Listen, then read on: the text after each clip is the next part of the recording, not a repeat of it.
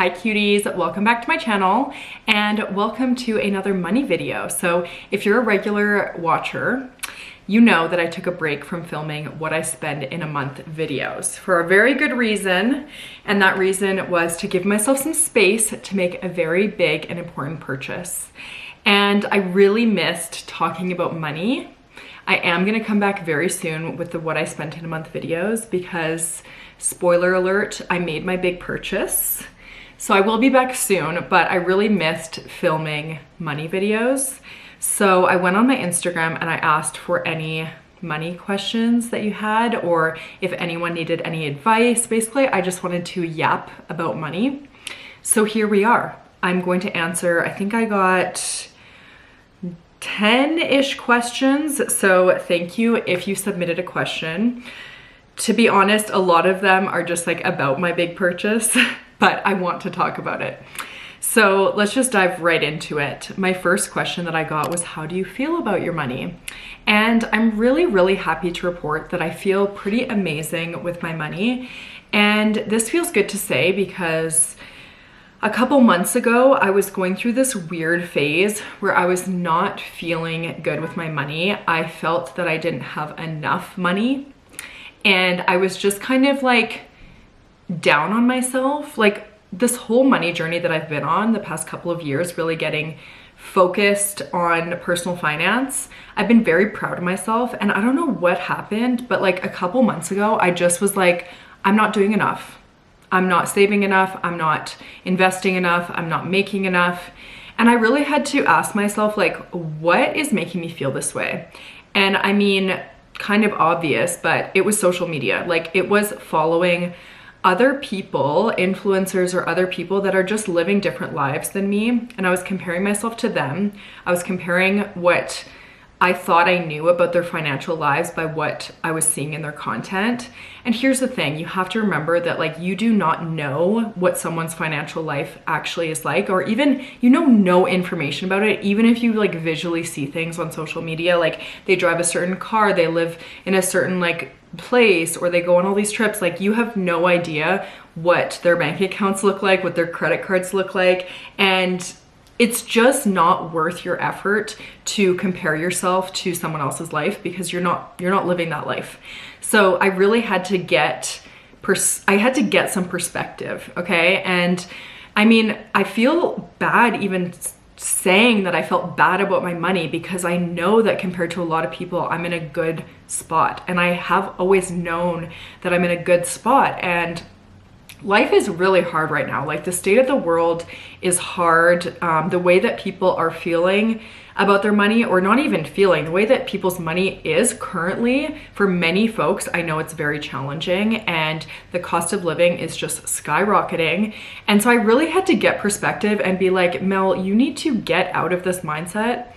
And so I didn't even really do anything. I just was kind of like thinking about it. And every time I would have a negative thought about my money, I would kind of just like stop myself and be like, Mel, like this is not helpful. And also it's not really true. Like I just really had to be like, cut it out, Mel. Like, you know better than this. So I really like was able to kind of stop that negative thinking, but I will admit that it was there. Okay. It was there.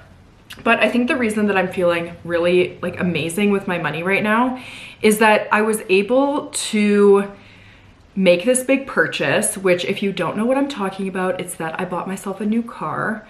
I was able to make this purchase. I bought the car in cash, which I am very proud of myself. And I still don't feel like I have no money. Like I bought a new car in cash and I still feel good with where my money's at. And so that experience for me, like I am so proud. I'm really just proud that I made the decision and that I bought the car because it's been years in the making. And I'll talk more about it because people had some questions about this big purchase. But how my money feels is, my money feels great. I just feel really happy with where I'm at in terms of my investments. If you saw, I recently uploaded a video where I talked about how I hit $150,000 invested. And I can't believe that. And I'm so proud of myself. And on top of that, I was able to buy this new car. So how can I not be happy with where I'm at with my money? I feel very grateful, very proud.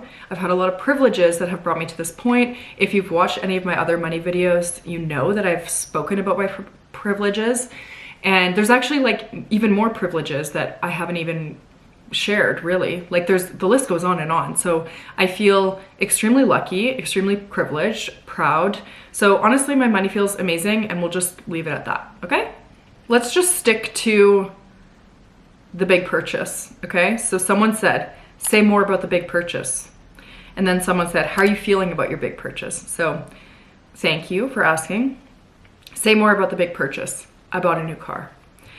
How I'm feeling about the big purchase. So again, I feel great, but I was not feeling great throughout the whole process. Basically, I've been driving a 2003 Toyota Corolla for 13 years. My parents bought me this car when I was in high school, and it's been a great car for me over the past 13 years. When I turned 30, I knew that it was time for me to leave that chapter and get into a new vehicle. And this was very personal to me. The car still ran.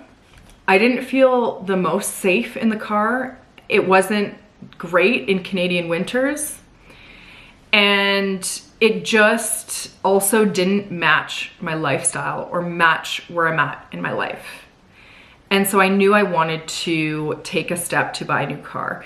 Now, this took a very long time for me to actually like wrap my head around doing this process. The other thing is that I'm really not very knowledgeable about cars. I'm not very comfortable like going to a mechanic, going to a dealership. And so I needed to build some confidence, and I needed some help from my boyfriend. So there was like lots of components to this, but I think in 2022, I started saving up, and I wasn't sure if I was gonna finance the car or if I was gonna buy it outright.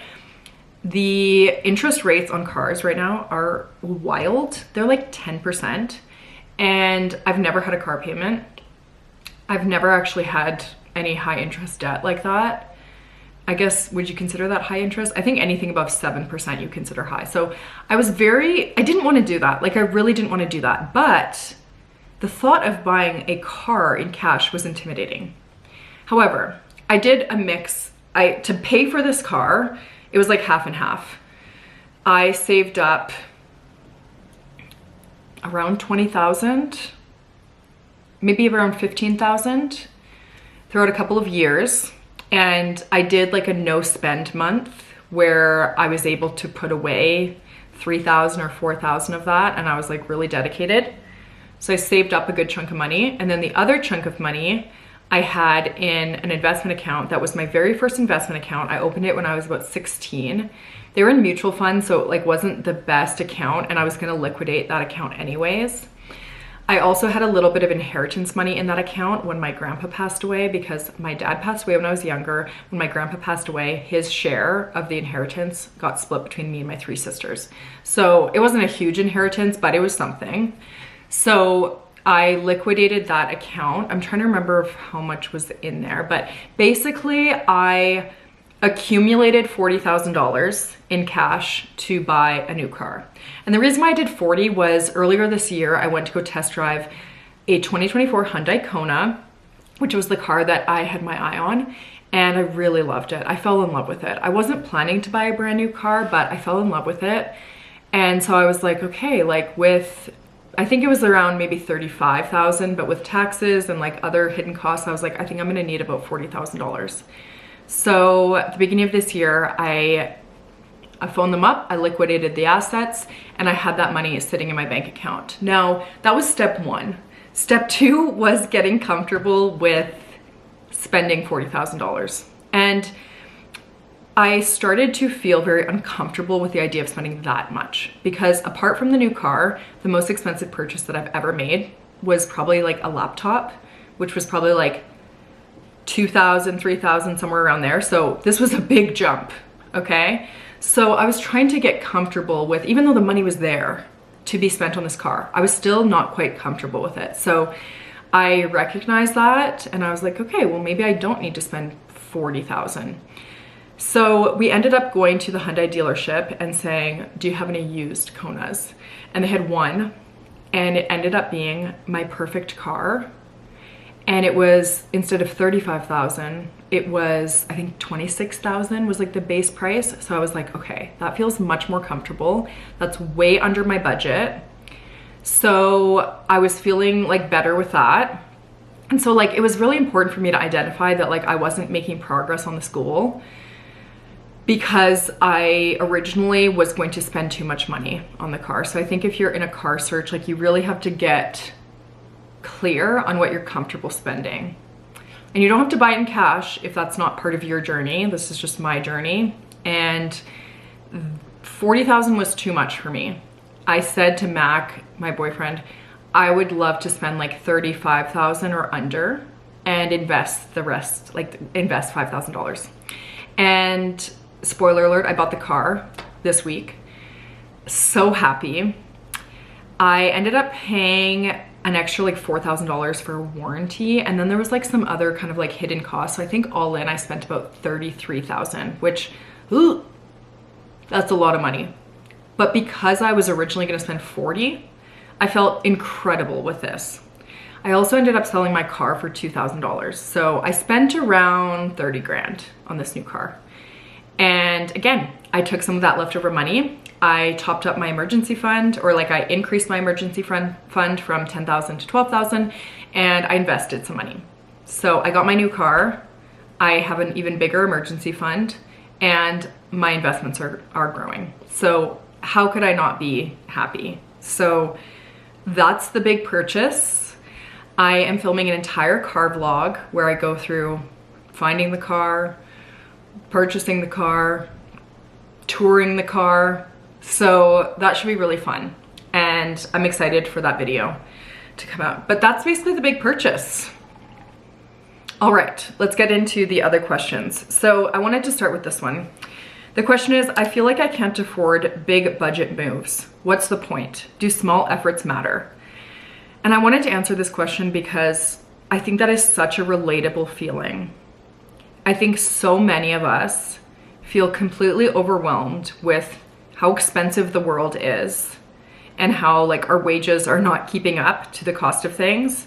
And it can feel absolutely meaningless, hopeless to try to make any steps towards, you know, better financial habits and whatnot. And it's like, I don't know, I feel a bit weird answering this question because I just talked about buying this new car. But I think that what I want to share from my experience is that these small efforts absolutely do matter.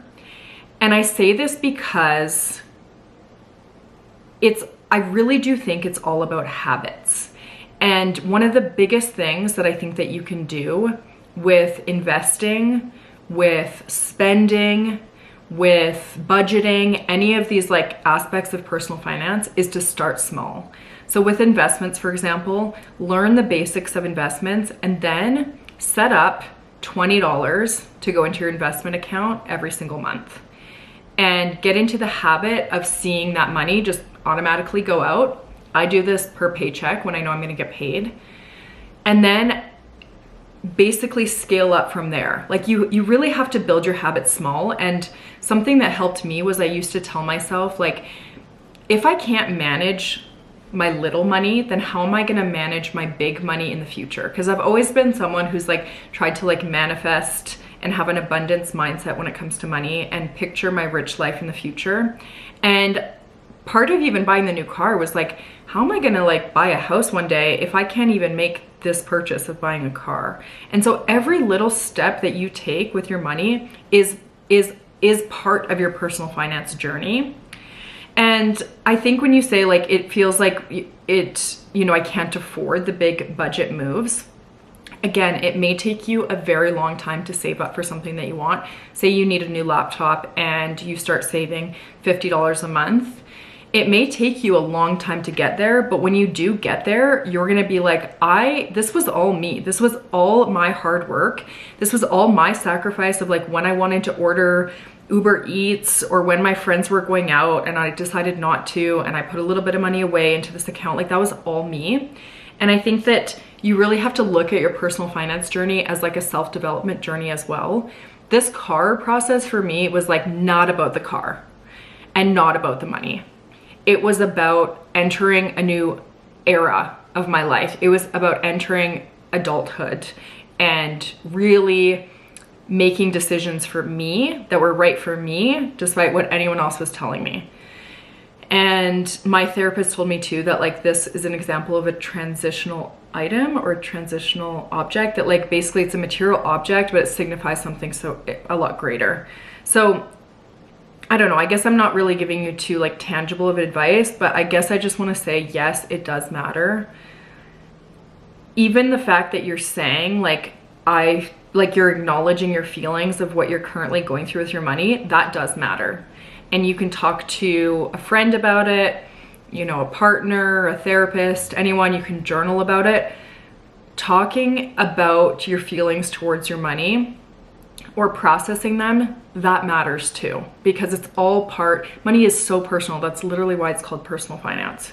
So it does matter, and I know it can feel really tough, and I wish that I could give better advice, because I really just wish that people like the cost of living wasn't so high and people made more money so that we could have a little bit more buffer to play with, you know? So practically speaking, with the money thing, the actual money, I don't really know what to tell you, but with the mindset thing, it does matter. And just keep going, keep learning, keep working on your habits, and it will pay off one day. Okay, there's a couple of credit card questions. And now I will say, I'm not a financial advisor. This is not financial advice. I'm also not that knowledgeable about credit cards. I've been a credit card user since I was like 16, and I definitely use them like as a tool, and like I spend on credit for pretty much everything because I want the points. But these were some questions. So I got a question about bad credit, tips to rebuild. So I am aware of some tips, but I've never personally had bad credit, but I do know some things that have helped me increase my credit score. So there's a lot of things that like we just weren't taught. And so there's a couple of things that matter to your credit score that you may not know. So number one is you want to, of course, make sure that you're making payments on time, and that you're not just making minimum payments, but you're paying your credit card balance off in full. You don't want to carry a balance. If you're really struggling with credit, if your credit is really bad, and if you're struggling to pay off your credit in full every month, you may need to take a break from using credit cards. Like if you're not at the place where you feel like you can rebuild, you may need to stop using credit cards and use a debit card until you can get your habits into a better place, because it's a slippery slope, and credit card debt is something that is so hard to get out from under. It's so hard to get out from under credit card debt. So obviously that's one thing. The second thing is credit card utilization rates. So basically this means you want to try and have your utilization rate of your credit as low as possible. So what this means practically is you have $30,000 available to you in credit, but you only use about like 1,000. So it actually can help you to increase your credit card limit. Now, if you have bad credit, I don't know if you can increase it, but something that I've always known is that like over the years, like I've just increased my limits. Like every year, just ask for an increase. And at this point, I have like a lot of credit available to me through all of my different credit cards, but I never use it. And so my credit utilization is very low. And basically this just like tells the banks or whoever, I don't know, that you have credit available to you, but you're not like succumbing to the temptation of using all of it. Like you only use what you need. So that can increase your credit score. What else? Okay, I'm gonna be honest, those are the two things that are like coming to mind. But honestly, there's so much content out there about credit cards. Please be sure that the person that you're watching or looking at is like a trustworthy person. I would look for someone who is like a financial planner or advisor or has a designation like that. But there's a lot of content out there on how to like rebuild your credit. Just make sure you're trusting the right sources. Anyways, someone said secured credit card versus regular credit card. Now again, this is something that I don't have a lot of experience in. I've never had a secured credit card. My understanding is a secured credit card is something that you can use if you have bad credit or if you're just starting out. And basically a secured credit card is like kind of like a debit card where you like preload the money on it, but then you spend it like a credit card, and it can help you build credit in like a safer way where you're not going to like overextend yourself. So I think use a secured credit card if you need one, if there's a reason why you need one, but otherwise just use regular credit cards. That's what I do. Someone asked, what credit cards are you using? Example, this credit card for travel, this one for groceries, etc. So I have 3 credit cards. I think that, again, if you're not like super knowledgeable about credit cards, like don't rack them up, like definitely be responsible with them. I have 3 because my first one is the one that I got when I was like 15, and I don't use that one anymore. It has a very low limit, but I keep it open because this is another thing that affects your credit score, is you want to have like credit open for a long time, and you don't want to open and close credit cards. And so I keep that first one because I've had it for like 15 years, and that is helpful to your credit score. So I have that one. I don't use it. I kind of use it as like an emergency credit card, but again, the limit is like pretty low, so I don't know. Then I have 2 credit cards that I use regularly. One of them is my Neo credit card, and I love this one because it's a cash back credit card, and I use it anywhere in the city where I see like a little Neo sticker, because then I get like cash back. But I also use it like kind of as my main credit card because the app updates automatically, and you know that I track my spending. And so when I buy something, it shows up on the app, and I usually like put it into my Notion on my phone right away. So I just like the user experience of it. The other credit card I have, which is the one that has like the largest limit, is an Air Miles credit card. So I use my Air Miles credit card for like larger purchases when I'm buying flights and stuff. And I like that one because I do end up getting like some free flights and stuff with Air Miles. But I'm kind of curious about the WestJet credit card because WestJet is like my preferred airline, and I may get a WestJet credit card. That would mean that I would have 4 total, but I don't know. I use credit cards like a regular amount, or like, again, I don't ever spend on my debit card because I'm just like, I want to get cash back or points, but I don't know. I'm not trying to like hack the system with credit card points and stuff. I think it's like you can choose which perk you like, but I personally think that credit cards are not like a way for you to like build your wealth or to like really make a huge difference in your personal finance journey. Just make sure you're using them responsibly, make sure you're not carrying a balance, and you're good to go. Okay, so someone asked, have you ever been in debt? And I am so lucky and privileged to say that I've never been in debt. My parents paid for my education, so I didn't have any loans or anything like that. They paid for a car for me when I was, 15, and I carried that through until I was 30.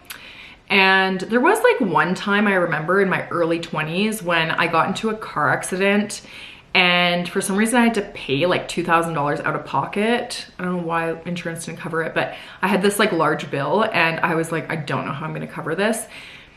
And so I remember carrying a balance on my credit card for a little bit, but that was because I didn't have funds that were like accessible to me. Like I had some like investment accounts, but I didn't have like that much money in my like checking account. And so I remember I kept a balance on my credit card. I remember being very stressed about that. I remember like talking to my best friend Steph, being like, I don't know how I'm gonna pay for this. And I remember her being like, I can lend you money if you need to. And like, that's the only time I really remember being in like any type of debt, but it wasn't really, it was very short-lived. And so I, again, feel very lucky and privileged to never have been in debt. I don't ever want to be in debt. I paid for my car in cash, but I likely will have a mortgage. That's debt. But I feel very lucky. I've never had student loans. I've never had like a car loan or anything like that. I've never had like a personal line of credit. And so, you know, when I see other personal finance creators talking about how like they paid off like $60,000 of debt, I'm just like, wow, that is very impressive, because that's not just $60,000, it's $60,000 plus interest. So honestly, kudos to those people that do that. I would imagine that that would be really hard. And if you're starting off and your net worth is negative something, like it is really hard to get that to zero and then to build from there. So again, this is a privilege thing. I started at zero. Like I never started in the negative. And so everyone's journey is going to be looking a little bit different, or a lot different. But yeah, I've never been in debt. The last question I got was US accounts worth to invest. This is another thing I don't know too much about. I think it's important to diversify your investments. And if you're investing in like US stocks, it could be helpful for you to have a US account so that you don't have to pay like the conversion fees. I'm pretty sure that with Wealthsimple, because I'm like Wealthsimple Premium, because I have over $100,000 invested with them, I'm pretty sure I get a free US account, and so I don't pay the conversion on that. But I do invest in US funds, and then also what is the term? International markets. I invest in US markets, international markets, and Canadian markets. And I'm pretty sure with Wealthsimple, I don't have to pay for like the conversion rates on those. But to be honest, I don't really pay too much attention to that. Even if I didn't have like the free US account trading, I probably would still invest in like US markets and just like eat the cost. I think that like it's important to look at what you're paying in terms of fees and conversion rates, but it's not the thing that's going to make or break your investments, and it's not like the thing that's going to move the needle, as they say. So anyways, most of these questions, I'm just talking about like my experience and definitely look up some information if you need it. But I really just wanted to get on here and like mainly talk about how I was feeling with the purchase of the car, because I'm like shocked that I'm not feeling stressed and, you know, like I have no money. Like once the money left my bank account, like when I went to the bank to get a bank draft and I looked and the money was like gone from my account, at that point I was like, it's done. Like I didn't have any stress or anxiety about it. The anxiety was leading up to the decision. When I made the decision, it was amazing. And I'm so happy with my car, and it was a great experience for me to go through. Next time I go through something like that, I'm hoping that I'm not going to go through so much like emotional turmoil, because I've done it once before. But yeah, it was, I learned a lot. I learned a lot about myself, and it was just like an interesting journey. And I hope that me like talking about it and sharing about it in that car vlog is going to be helpful to someone. But yeah, anyways, if you have any more financial questions, leave them in the comments. They can be anything. Again, I will answer like from my own personal experience. Again, not a financial advisor, and this is not financial advice. Duh. But if you have any more questions, leave them in the comments and I'll do another one, because I could literally talk about money all day long. And I hope that you enjoyed this video, and I'll catch you in my next one. Okay, bye.